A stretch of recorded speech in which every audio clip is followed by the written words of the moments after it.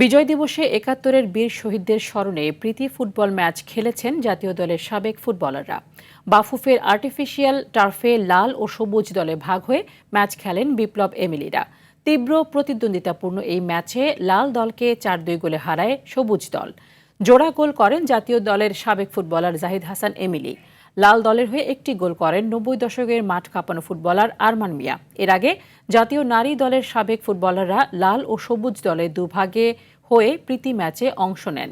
Match শেষে পুরস্কার তুলে দেন বাফুফের দুই সহসভাপতি সাব্বির আহমেদ আরিফ ও ফাহাদ করিম।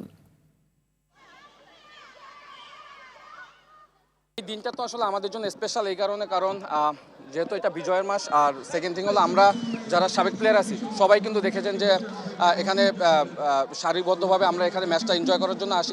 যে প্রথমবারের মতো আমরা যারা এক্স ফুটবলার আছি আর কি তাদেরকে নিয়ে এরকম একটা আয়োজন করার জন্য, তো আমরা চাই যে এই বিজয়ের মাসে এই আয়োজনটা যেন ধারাবাহিকতা থাকে।